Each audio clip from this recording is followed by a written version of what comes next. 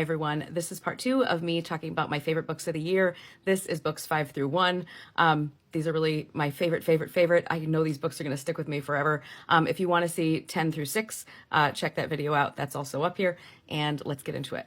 Okay, so here's where it got really hard to count down because all 5 of these books are seriously my favorite books of the year. I feel like they'll be my favorite books for a long time. So I'm giving all of these books 6 stars. So it doesn't really matter where they fall in the ranking, because they're all really good. And number 5 is Normal People by Sally Rooney. And I know, I'm sorry that I've never shut up about this book. Aren't you glad that it's not Remarkably Right Creatures or Tomorrow and Tomorrow and Tomorrow? Just hear me out. I read a lot of romantic books this year, which I don't normally do. And when they're done well, they create an intimate portrait of 2 people and their connection with each other. And I really enjoy them when they're done well. This one just does it exquisitely. I just felt like I know Marianne and Connell. I knew them so deeply. I still know them. I think of them often. But this book also had a lot to say about identity, communication, class, and how small things in your life can so impact like yourself and your life. It truly is a gorgeous book. Next up is Martyr by Kaveh Akbar. I don't even know how to explain this book to do it justice. I cannot. In the immortal words of Stefan, this book has everything. Parts that made me laugh out loud, parts that made me cry, wild stories, funny stories, fascinating but incredibly realistic characters, philosophical concepts explored in such a fascinating and interesting way. One of my favorite chapters was one character having a profound dream conversation with Lisa Simpson about society and the world. It's just so good. So it's about the young son of Persian immigrants, but he grew up in the American Midwest, and he's now dealing with the death of both of his parents at different times in his life, but one just died, and he's also facing kind of like the abyss of nothingness post-college, trying to figure out what he's doing, and he's just like literally searching for the meaning of death and life.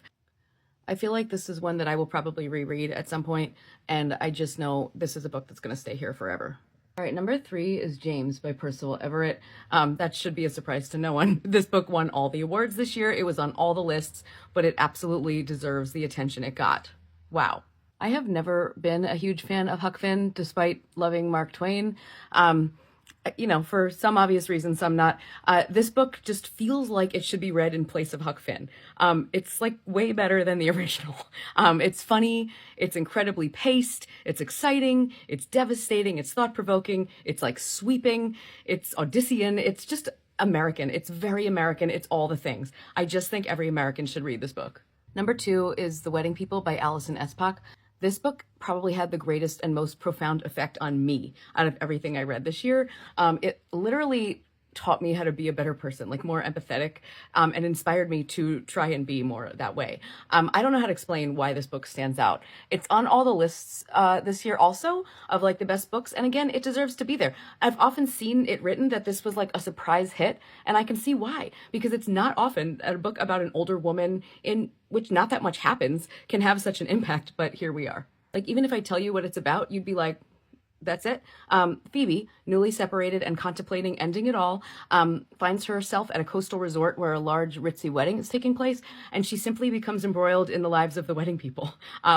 The way this author so beautifully rendered Phoebe's connection with every single person was truly stunning. And I did care about the romantic feeling she was having, but I also cared about the relationship she created with everyone. So it just was really, really quite a feat. So my friend gave me one of the Pat McGrath Taylor Swift colors, so I'm very excited.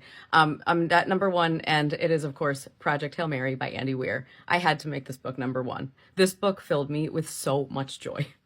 It was exciting, it was intelligent, it had me kicking my feet and pumping my fist. So a middle school science teacher wakes up and finds himself on a spaceship, and once he regains his memories, realizes he is there to save humanity from extinction by solving an interstellar mystery. But his unexpected ally is what made this book. Rocky is my favorite written character of the year by far. Audiobook this one for sure, and now we can all await the Ryan Gosling film. All right, guys, and that's it. Those are my favorite books of the year. I hope you read some of them. If you have read them, please share what you think. Let me know what your favorite books of the year were, and I'll see you next time. Bye.